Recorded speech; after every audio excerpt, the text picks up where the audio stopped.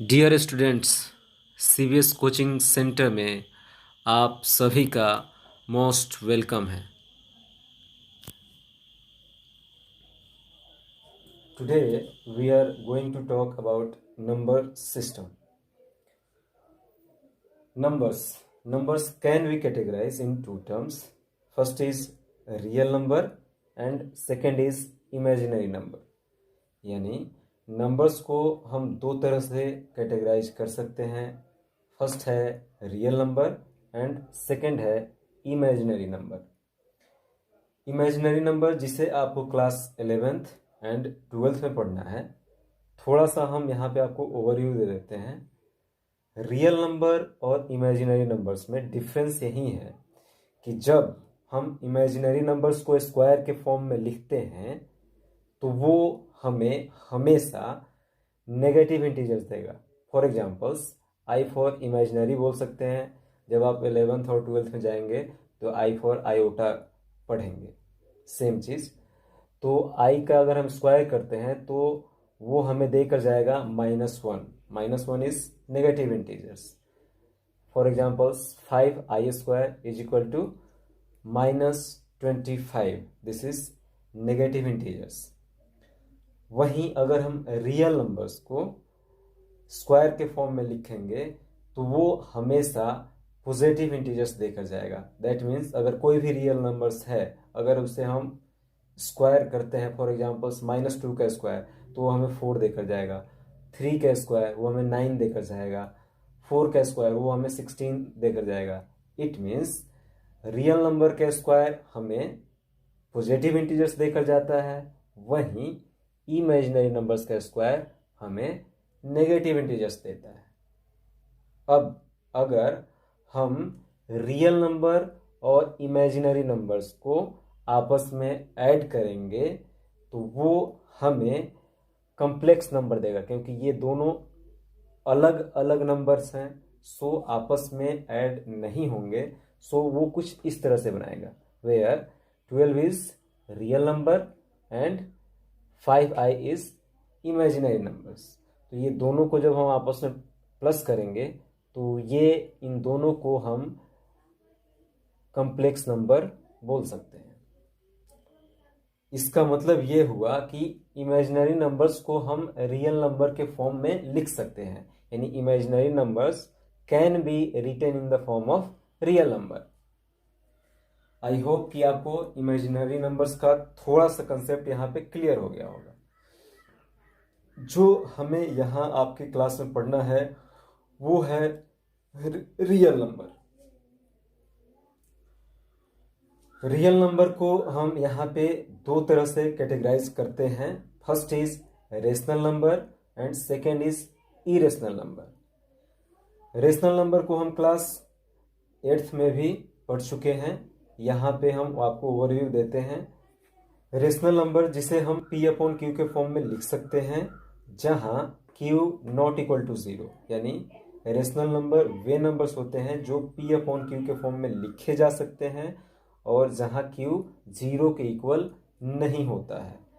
और ये जो P एंड Q है बोथ आर इंटीजर्स, यानी दोनों इंटीजर्स होंगे।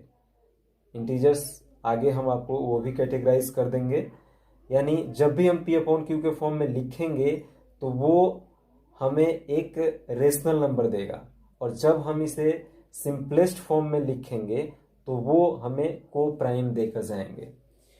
को प्राइम क्या होता है? को प्राइम्स वे नंबर्स होते हैं जो जिनका HCF हमेशा 1 होता है, यानी वे दो नंबर, क्योंकि को प्राइम हमेशा पेयर के फॉर्म में आते हैं, तो वे दो नंबर जिनका HCF 1 है, उसके अलावा कोई और नहीं है। HCF यानी हाईएस्ट कॉमन फैक्टर, तो वो आपका को प्राइम हो जाता है। आई थिंक क्लियर है। फॉर एग्जाम्पल्स के लिए समझ लेते हैं। अगर हम 18/12 करें तो उसे जब हम सिंपलेस्ट फॉर्म में लिखेंगे तो वो हमें 3/2 देकर जाएगा, जो कि वो को प्राइम होंगे। आई थिंक कि आपको को प्राइम क्लियर हो चुका है। यानी रेशनल नंबर्स के लिए कंडीशन क्या क्या चीज़ है कि वो हमेशा पी अपॉन क्यू के फॉर्म में लिखे जाएंगे, जहाँ क्यू हमेशा वो कोई इंटीजर्स होगा लेकिन जीरो नहीं होगा। ठीक है, जब वो पी एंड क्यू इंटीजर्स होंगे, ये तो हमने क्लियर बता दिया। जब उसे हम सिंपलेस्ट फॉर्म में लिखेंगे तो वो हमेशा हमें को प्राइम ही देकर जाएगा। अब आता है, हमने रेशनल और इरेशनल नंबर्स को हम आगे और डीपली समझेंगे। फिलहाल हम रियल नंबर्स को, अब इसे समझने के लिए हम रियल नंबर्स को फिर से दो तरह से कैटेगराइज कर लेते हैं अपने अंडरस्टैंडिंग के लिए। फर्स्ट इज, अगर हम बोलते हैं without decimal, and second is with decimal. पहले हम देखते हैं विदाउट डेसिमल के अंदर क्या आ जाता है। विदाउट डेसिमल यानी जिसमें डेसिमल नहीं होता, यानी जिसमें हम दशमलव नहीं मिलता, वो इंटीजर्स यानी डेसिमल के फॉर्म में, यानी क्या हो गया, इंटीजर्स। इंटीजर्स को हम फर्दर थ्री तरह से कैटेगराइज कर सकते हैं, यानी integers can be categorize in further three terms. First is negative, and second is zero, and third is positive. Negative that means -1, -2, -3 and so on. इस तरह से जीरो यानी जीरो, एंड पॉजिटिव यानी 1, 2, 3, 4 एंड सो ऑन। इस तरह से सारे numbers, तो ये आपके इंटीजर्स होंगे। अगर हम पॉजिटिव इंटीजर्स की बात कर लें तो पॉजिटिव इंटीजर्स को हम नेचुरल नंबर्स भी बोलेंगे। आई थिंक ये चीज़ आपको पहले से क्लियर होगा। यानी तो पॉजिटिव इंटीजर्स नेचुरल नंबर्स हो गए, और अगर हम पॉजिटिव और जीरो इंटीजर्स को आपस में एक साथ मिला देते हैं तो ये हमें होल नंबर देकर जाता है। Is it clear? यहाँ पे नोट करने वाली बात ये है कि जो नेचुरल नंबर्स हैं एंड जो होल नंबर्स हैं, इन्हें हम, ये सारे नंबर्स आपके रेशनल नंबर्स तो होते हैं, जितने भी नेचुरल नंबर्स हैं, जितने भी होल नंबर्स हैं, वो आपके रेशनल नंबर्स होते हैं। लेकिन जो सारे रेशनल नंबर्स हैं वो आपके नेचुरल या होल नंबर्स नहीं हो सकते। ऐसा क्यों है? क्योंकि रेशनल नंबर्स में नेगेटिव इंटीजर्स भी आ जाते हैं, जो कि नेचुरल और होल नंबर्स नहीं होते। कुछ बच्चे क्वेश्चन ये कर लेते हैं कि आपने बोला कि रेशनल नंबर्स तो पी अपॉन क्यू के फॉर्म में ही लिखे जा सकते हैं, और यहाँ तो इंटीजर्स -2, -3, 0 एंड 1, 2, 3, 4 है, तो इसमें तो सिर्फ पी के का ही फॉर्म दिख रहा है, क्यू तो दिख नहीं रहा।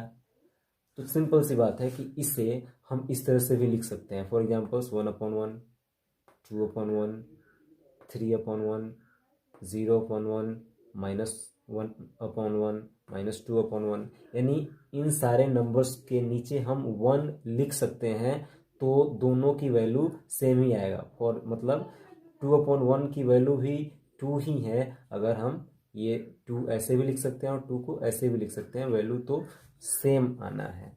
सो आई थिंक ये भी आपका क्लियर हो चुका होगा। नोट अभी हमने बता दिया कि सारे naturals and whole numbers are rational number, but all rational number are not natural numbers and whole numbers. Clear है? तो ये पूरा टर्म्स आपका रेशनल नंबर आ गया। अगर हम विदाउट डेसिमल, यानी जिसमें डेसिमल नहीं होगा, वे सारे नंबर्स आपके रेशनल नंबर होंगे। यहाँ ये चीज़ क्लियर हो जाता है। अब जो हमने रियल नंबर को समझने के लिए दूसरा कैटेगराइज किया था, फर्स्ट ये विद डेसिमल, फर्स्ट था विदाउट डेसिमल एंड सेकंड था विद डेसिमल। इसको देख लेते हैं। विद डेसिमल को भी हम फर्दर दो तरह से कैटेगराइज कर सकते हैं। First is terminating and second is non terminating. First is terminating को एक बार फिर से इसको ध्यान से देखते हैं। एग्जाम्पल्स के लिए अगर हम बोले 22/4, जब हम इसे टर्मिनेट करेंगे तो कुछ ये क्वेश्चन मिलेगा हमें। 5/5 ये फुल्ली टर्मिनेटेड है। सेकेंड एग्जाम्पल 18/5 करेंगे तो ये हमें 3.6 मिलेगा, ये भी फुल्ली टर्मिनेटेड होगा।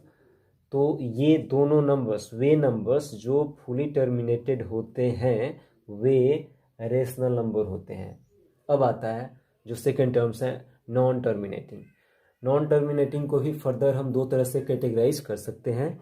फर्स्ट इज रेकरिंग, जिसे हम रिपीटिंग भी बोलेंगे। सेकंड इज नॉन रेकरिंग, जिसे हम नॉन रिपीटिंग भी बोल सकते हैं।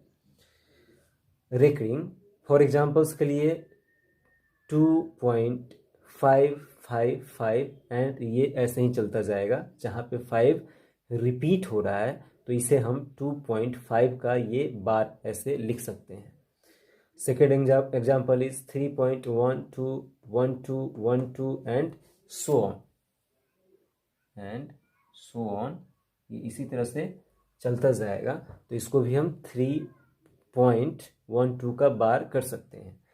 इस तरह के वे सारे नंबर्स P/Q के फॉर्म में लिखे जा सकते हैं। सो ये रेशनल नंबर के ही कैटेगरी में आते हैं, ये रेशनल नंबर ही हैं। ये कैसे होगा ये आप आगे एक्सरसाइज के अंदर देखेंगे कि इस तरह के नंबर्स को हम P/Q के फॉर्म में चेंज करके आपको बताएंगे। आप यहाँ कंसेप्ट समझने के लिए समझ सकते हैं कि नॉन टर्मिनेटिंग के अंदर जो रेकरिंग नंबर्स हैं वो भी रेशनल नंबर ही होते हैं। क्यों? क्योंकि इन्हें हम P/Q के फॉर्म में लिख सकते हैं। सेकंड आता है नॉन टर्मिनेटिंग का सेकंड वाला रूप, non terminating and non recurring यानी नॉन रिपीटिंग। फॉर एग्जाम्पल्स 3.12, 38596 यानी डेसिमल के बाद कोई भी डेफिनिट नंबर नहीं होगा, ना ही कोई पैटर्न होगा। तो इस तरह के नंबर्स हम P/Q के फॉर्म में नहीं लिख सकते। सो ये आपका इरेशनल होगा।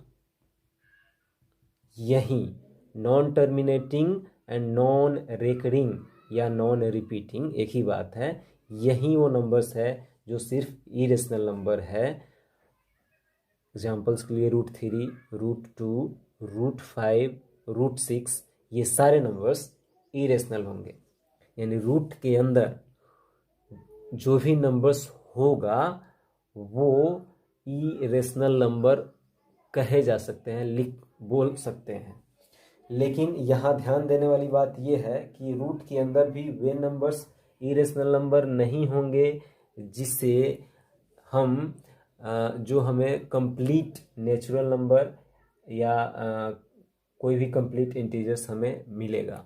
फॉर एग्जांपल्स √4 वो हमें 2 देकर जाएगा, है ना। अगर हम √4 करते हैं तो मिलेगा क्या, हम उसको 2 लिख सकते हैं। तो 2 इज रेशनल नंबर।